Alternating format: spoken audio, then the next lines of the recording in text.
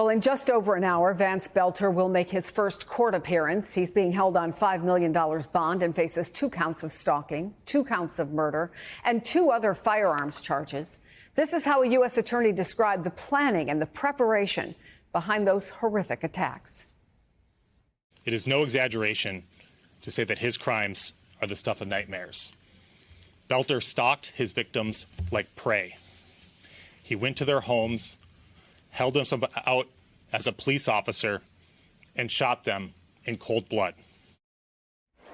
Joining me now, civil rights attorney, former Brooklyn prosecutor, and MSNBC legal analyst Charles Coleman. Charles, you don't get more pointed or specific than what we heard there. What do we expect to happen at today's hearing once it moves into the courtroom? Well, once we get into the courtroom, we're going to have the actual indictment unformally. It's not sealed, so it will be read before the court.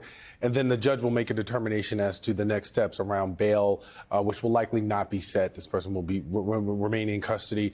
And then there will be additional dates set for discovery and moving closer toward trial. So that's what we're going to have. There shouldn't be many surprises. What we know from the indictment is likely going to be everything that's discussed in court. And then the judge from there is just going to say, no bail, keep moving, take charge, and then set dates to move things along. You mentioned that this is not going to be sealed, so we'll get more information. But it struck me and Tom Winter, as we sat here and watched the press conference last hour, the level of detail that they went into 4 separate homes, at least, that the alleged shooter went to. And I also want to play what the U.S. attorney had to say about writings that they found at various locations. Take a listen to that.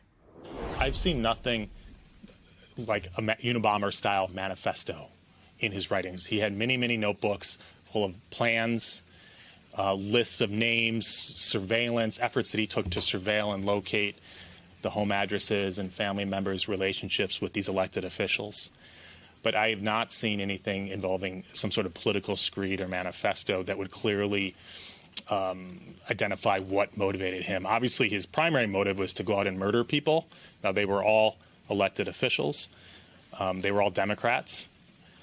Beyond that, I think it's just way too speculative for anyone that's reviewed these materials to know and to say what was motivating him in terms of ideology.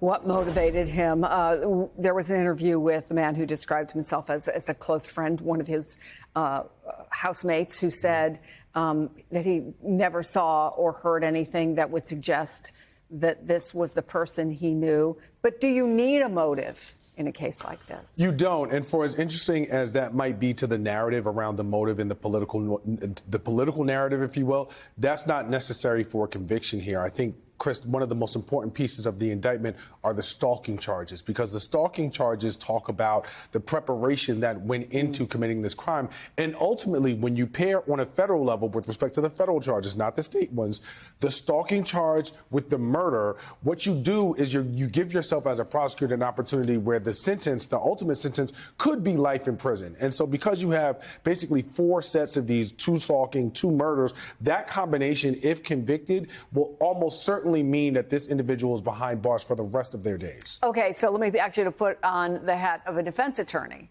What do you do? Where do you start? We don't know anything. It's likely someone will be appointed for him. We have no indication that he's independently wealthy and will hire a big team. But whatever happens, where do you go as a defense attorney? Where do you start? The best case that you have is to try and poke holes into the procedural issues regarding the case. And what I mean by that is the investigation. The more people that put their hands on the investigation, the different law enforcement agencies that were involved, creates potential for some room to be had to argue paperwork and admissibility. And so if you can keep, for example, that journal from getting out, if you can keep, for example, some of the identifications from getting in, then maybe you stand a chance of potentially creating reasonable doubt or a mistrial or at least a weaker case for the prosecution. It does not seem that way, because what we are learning from the investigation, what we're learning from the U.S. Attorney's Office seems to be ironclad. But keep in mind that a jury is not necessarily going to have all of that information at trial. So if you're a defense attorney, you're trying to see procedurally,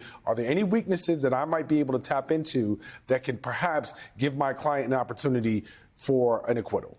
Charles Coleman, Jr., it's good to see you. Thank you.